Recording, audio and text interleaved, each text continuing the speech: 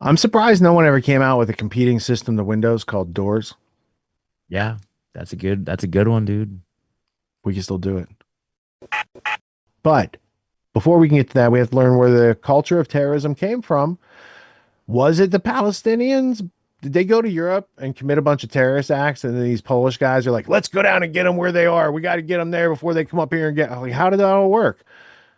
We can find out because there's a history. Thanks to Middle East Eye. Let's go ahead and check out a little history of how three gangs who committed terrorist acts became like this super official place that is stationed all over the United States in your malls.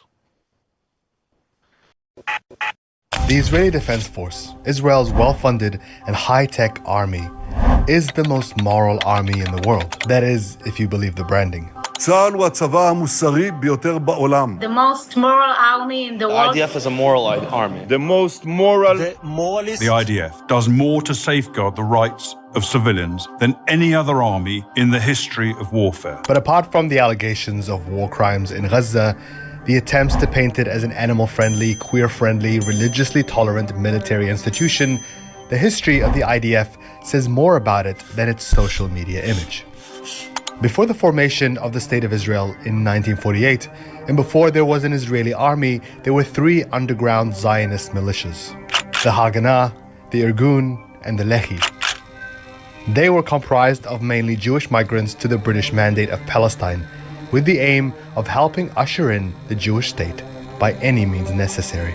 They differed in their tactics and beliefs, and at times fought with each other, but together they terrorized Palestinian villages, committed acts of violence, terrorism, and ethnic cleansing, and executed bombings and assassinations against the British to force them to give up control of the land. They blew up hotels in Jerusalem, embassies in Europe, and assassinated a UN mediator.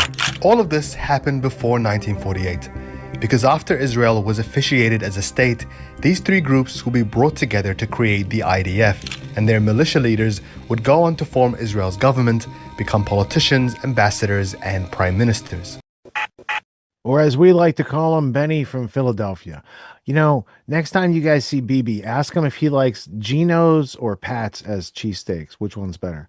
Because everyone in Philly can answer that question. Now, he just mentioned the Likud party.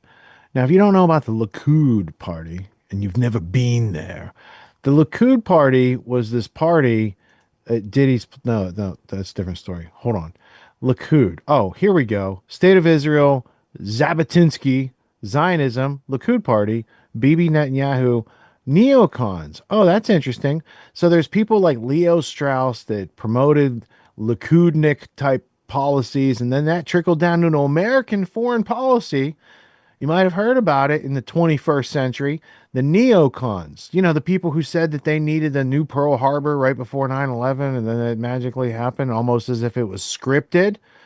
Huh. These guys have a penchant for writing scripts that do not reflect reality. Just keep that in mind. So anyway, there's Jamestown Foundation, neocons. Wait a minute, there's the Koch brothers. Oh, wait.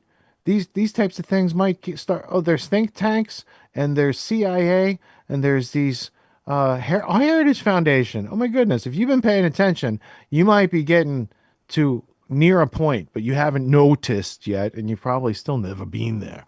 But I just wanted to point out that the Likud party influenced the neocons. Neocons in the Likud party plan perpetrated, got away with 9/11, if you want to put it that way, but you got to include MI6 because credit where credit is due. Just like over here, how British imperialists created the fascist Jabotinsky. And you might say, Rich, that's a neat article. Have you covered it here on Grand Theft World? And I would say, I went to the Clip Genie and already asked that question. So here's the answer.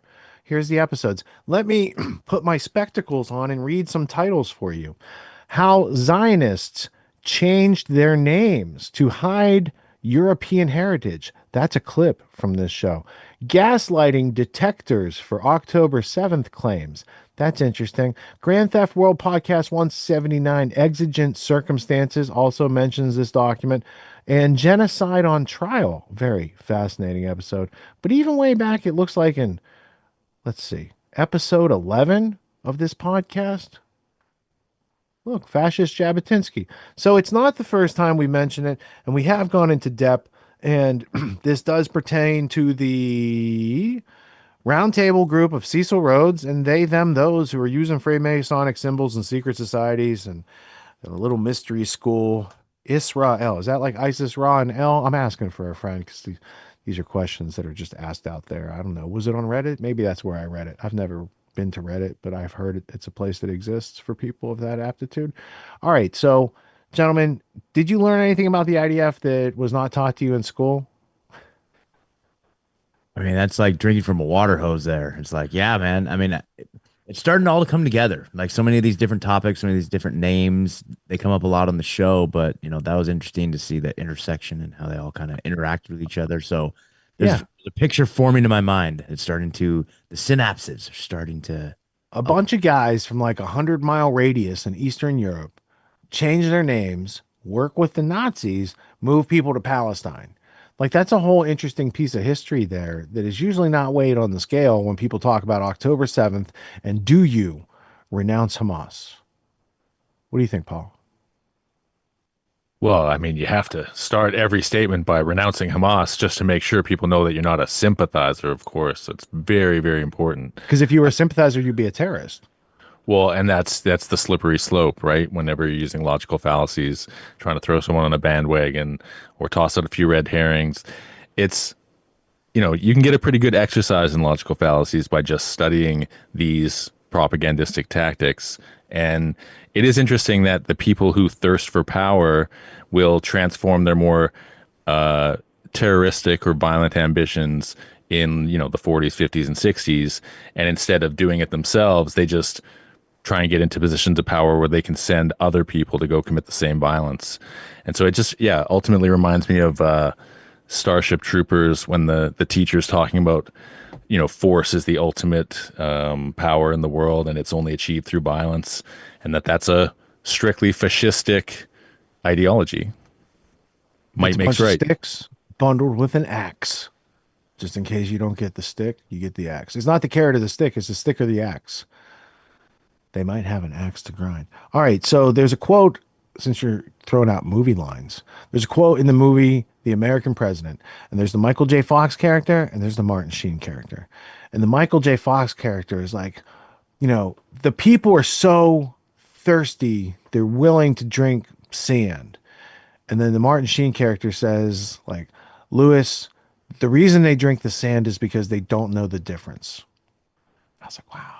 They're telling us the truth. Just like they tell us the truth about the producer named Stanley who wouldn't keep his mouth shut and wag the dog. Definitely not a warning shot across the bow for anybody. But there is this saying, so like you don't want to be a Hamas sympathizer because you don't want to be a terrorist. And why is that bad? Because then you'd be like the founders of Israel? No, that's not it. Because then the U.S. would not negotiate with you because the United States does not negotiate with terrorists, but sometimes they take orders, I guess, from them when you take that documentary into context, maybe. Is that the untoward influence of the AIPAC lobby on our Congress? Like if my congressperson, Congress critter for short, is more inclined to follow the agenda of some people from Eastern Europe who change their names than me who pays taxes here, what's that about? Is that because like I just don't know how things work, or is that because blackmail is definitely like a cause and effect type of thing that they use? Thus, the Epstein story and his Syrian mystery school temple of Jackin and Boaz and jacking off or whatever they're doing over there, because like I think that's pretty symbolic. That's like an on purpose thing. They removed the gold dome. You saw the domes that were left in there. Did you know that the Capitol has a dome? In Washington, D.C.? Yeah, you probably did know that. Did you know inside of the Capitol Dome there is a big mural? Yeah, you probably knew that. Did you know that inside the dome there's another dome with a secret mural that you cannot see unless you go up there with a senator or congressman? You have to have a special tour to get to see that. Did you know that?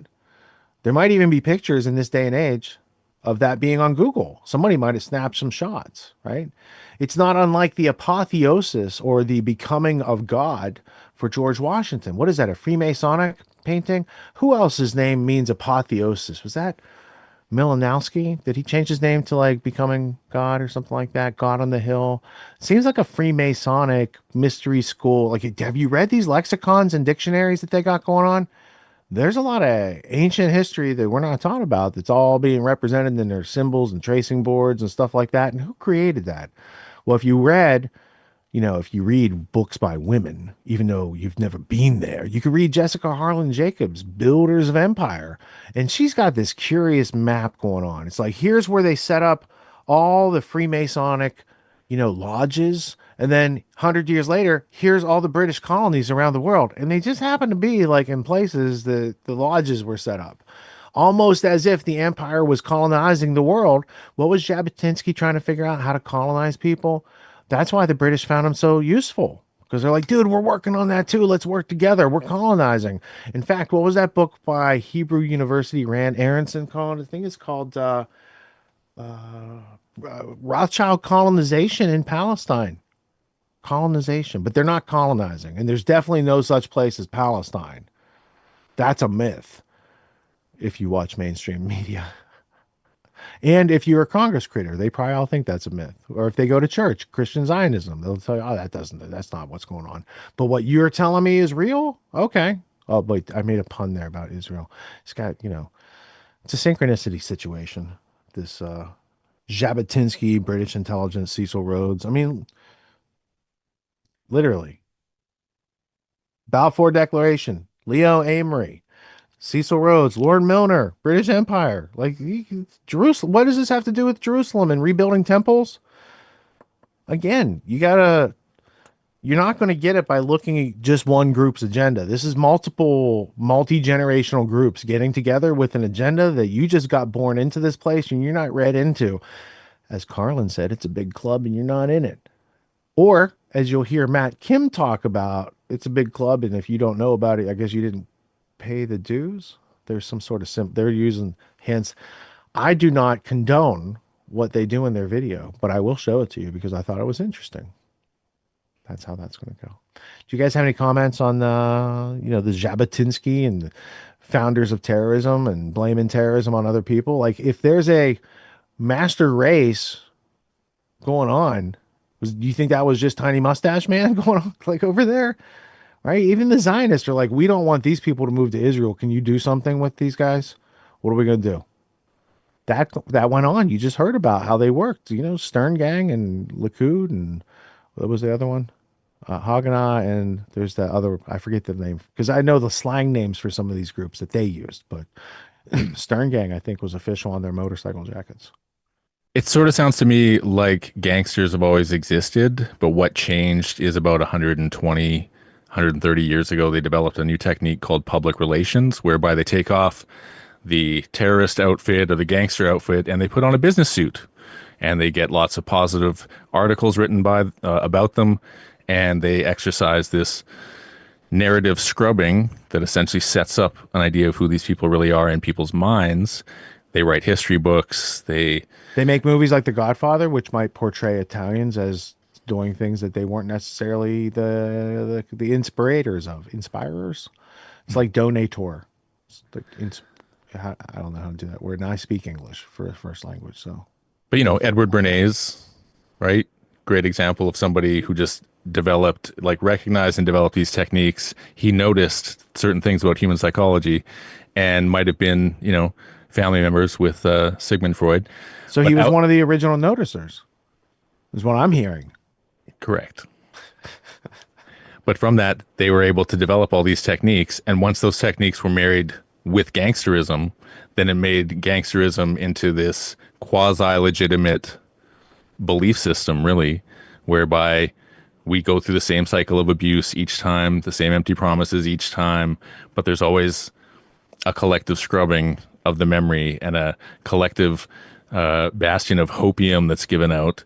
And for whatever reason, people, they recognize how corrupt things are, but if they have enough comfort, they're willing to overlook that and think that their only power is to vote once every 4 or 5 years. And I think what the system is doing, because it's gangsters, is it's cumulatively abusing people to the point where you can't help but notice. And so it's their own fault. If they were smarter and more slick and less greedy, maybe we wouldn't have noticed. But they're not, and we are. So you're putting them on notice? You are officially on notice.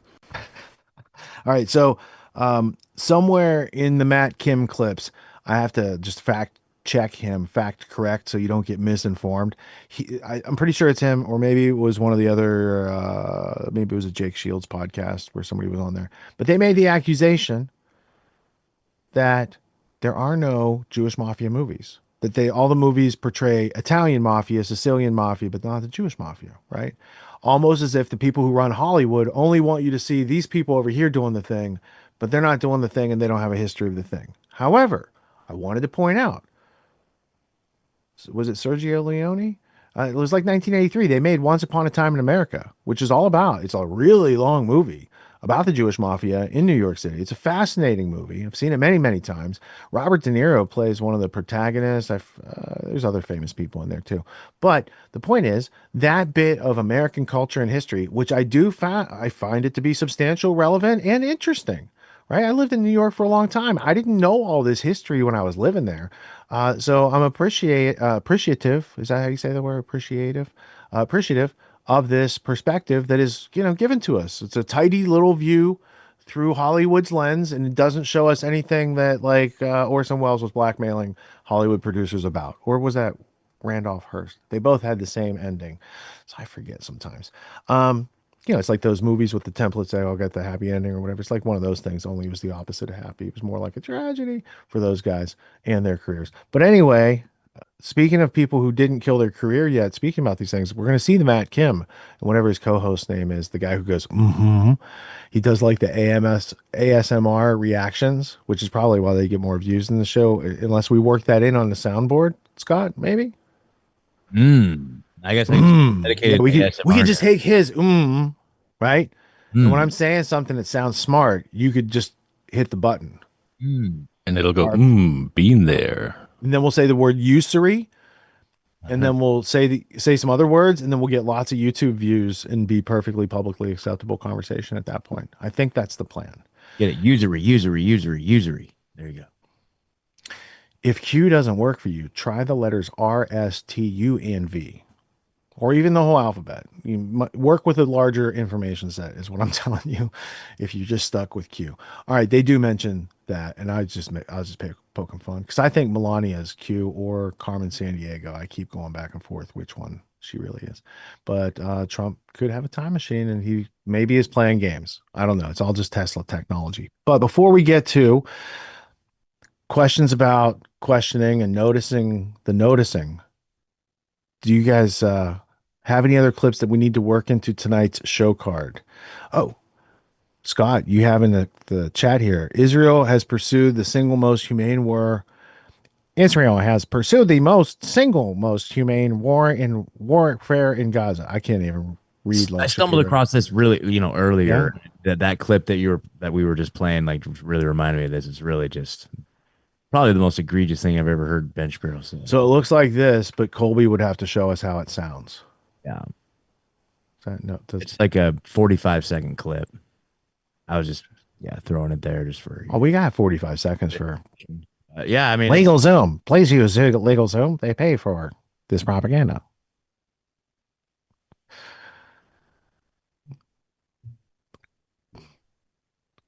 Colby, you plugging that in? Let's hear what he has to say. They have to get a special tripod for him so it could be like low enough. Totally.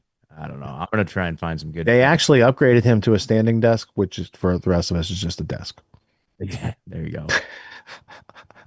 I did notice that that I did find the little soundboard interface for the it's a digital interface. It's not like an actual physical thing that my buddy uses. I guess it's only available for Windows. So I apparently have to learn how to write a Python script this week. That's my new assignment, and create my own little app. I'm surprised no one ever came out with a competing system to Windows called Doors. Yeah, that's a good one, dude. We can still do it. All right, Ben is ready for his appearance on Grand Theft World. Let's see how long he can stay in the hot seat. I understand there are people out there today who are upset if you laugh at this. You should be laughing at this. I will just say there is nothing immoral about laughing or chortling over terrorists who get their balls blown off. There's nothing immoral about that. Beyond that, there is something politically useful in laughing at terrorists, because the reality is what they deeply desire is fear and respect, and nothing undermines fear and respect more than laughter. Well, this incident deserves not only laughter, it deserves celebration in the West, because it turns out that when a Western power, which Israel certainly is, blows the balls off something like 2,800 terrorists in a simultaneous pager attack, that's funny. Israel has pursued the single most humane war in the history of warfare in Gaza. I understand there are people out there today who are upset if you laugh at this. That was the end of it. That was the end of it. So yeah. Is it? I'm unclear because sometimes comedy's murky. Is it funny like funny haha, or is it funny like funny Nakba? I'm not sure what he's got going on there, but it's hilarious that you just send out bombs and hope that they find the terrorists, and you're just okay with that, right? Didn't they put Ted Kaczynski behind bars for doing that? Didn't he send some mail and sometimes it found the person, sometimes it didn't? It's kind of like those pagers, right? Should they have the same thing? Should they be in the Supermax with MK Ultra victims that they collect up there? Well, Yeah. I mean, if he wants us to laugh at terrorists, don't worry, Ben. We're laughing at you, dude. Don't worry. We're laughing at you. not saying he's a terrorist, just represents people with an agenda that was founded on terrorism. Yeah. Exactly. That's what I meant. The net. The net. Oh, look at this. There's actually a good documentary if you guys are interested in learning more. The Net, the Unabomber, LSD, and the Internet by Lutz Dambeck. You can learn about cybernetics, mind control, technocracy, slavery, and the Unabomber. It is related to the topic of terrorism, which you can learn about in other things like the Lavon affair. No, I'm sorry. Did I mix up? Operation Suzanne. Oh, wait. Operation Esther? What was that? We heard about Operation, what was that? Esther Project Esther a couple times tonight. Did we get a Wikipedia entry on that?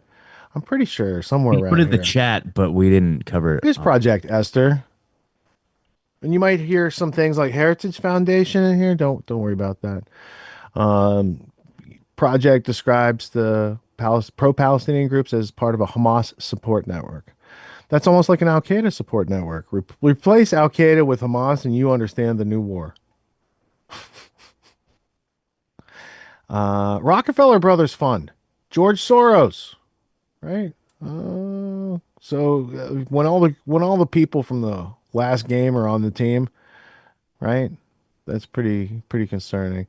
Anyway, I'm sure there's nothing to this. And they're definitely not going to just start rounding people up like they were Al-Qaeda terrorists and taking them to Gitmo or black sites, right? It's not in our history. As Americans, that stuff does not happen on our soil.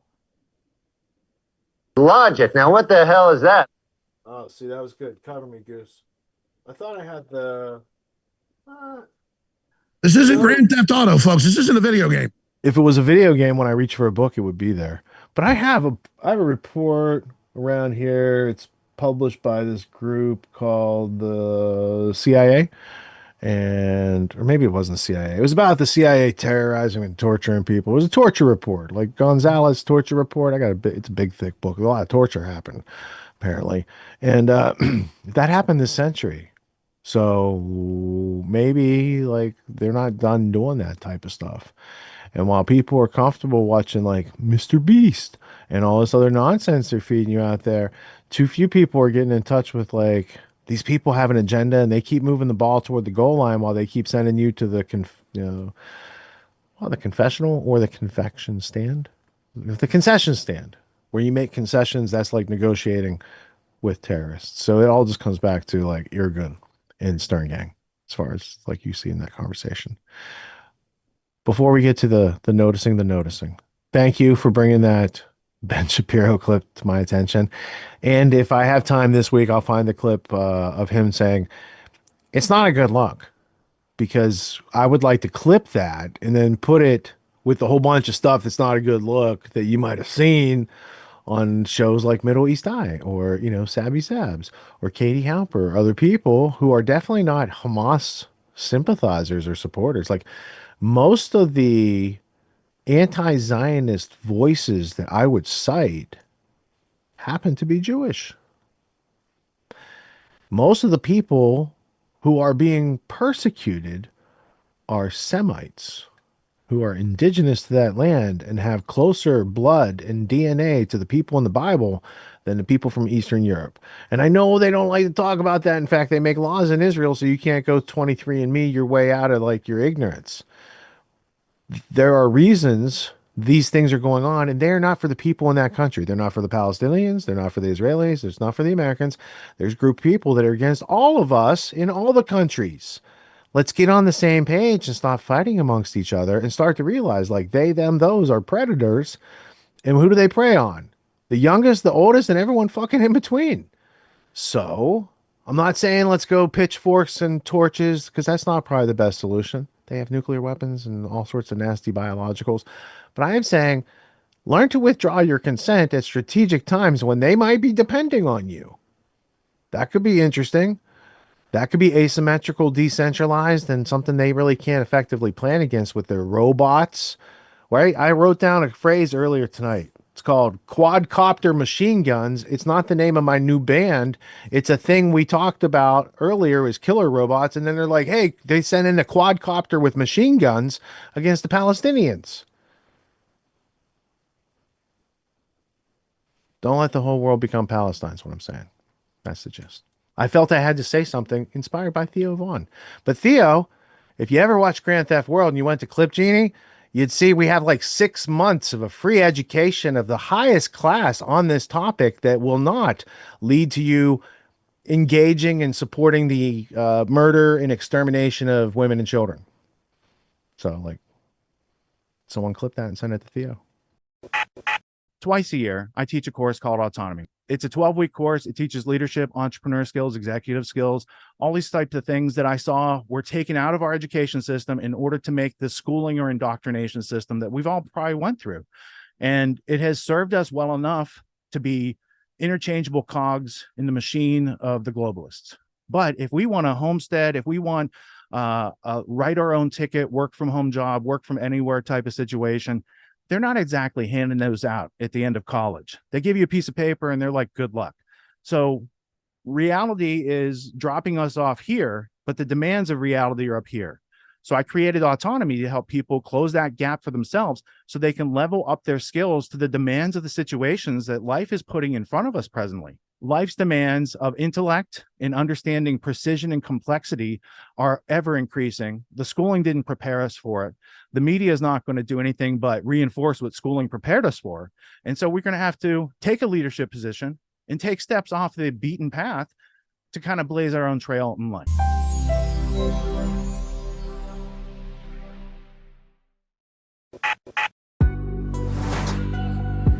What makes the Grand Theft World podcast unique, invigorating, exciting, and informative? Most other podcasts out there are either doing straight up interviews or they're just covering the daily news. They're covering current events from the day they happened. And that is effective. It's useful. It's a great starting point. And then sometimes these current events change during the week past the first story. So we like to give it a little time. You have to wait till some of the dust settles on these stories in order to give them accurate coverage. And the other thing that's really missing in the media landscape is covering the articles that are coming out every day. That's great. That's necessary. But who's bringing in contextual history so that you can understand what has been going on for decades and decades to lead up to the machinations and actions that we see unfolding today? So what we do here on the podcast is we cover current events. Many of these things are censored, but we wait about a week. As a forensic historian, I focused mainly through my career on the history of globalism and collectivism and things that they call maybe the New World Order. There's a lot of facts to these sort of circumstances, groups, events, activities, working groups that they've had over time. So for Grand Theft World listeners, we not only break down the current events, most of which that are censored during the week, we provide you with contextual history, we give you the source notes, the references, we do deep dives, And this really empowers you with an understanding of context and history so that you can make more informed decisions in your life. There's also a community, a membership where you guys can actually ask questions and we can get into the show and we can share evidence. And there's a town hall weekly for Grand Theft World for those who listen to it and are interested in covering the stories that we don't get to during a 6-hour show. Listening to it an hour a day, you could easily consume the week's news, but you're going to have substance and meaning and context and understanding. And with that, you can make higher quality decisions in your life. So if you're interested in more quality in your life, go to grandtheftworld.com, click podcast at the top, and we'll see you there. Thank you. These allegations are false. This isn't Grand Theft Auto, folks. This isn't a video game. What are the most surprising things that you discovered once you started pulling on that thread? Who he was connected to, what institutions he was influential over, what events he participated in? Come on, man. What are we talking about? Come on, man. No. You don't have to think about it, dude. I got this quote because you said you didn't know much about Klaus Schwab. I made it my job to, as soon as this happened, I'm like, okay, this guy's their front man. Let me learn about the official history of the World Economic Forum. I got their 40-year history. I got every book that Klaus Schwab has written or ghostwritten. I went through those books. This is one of the most interesting passages. Come on, man. Come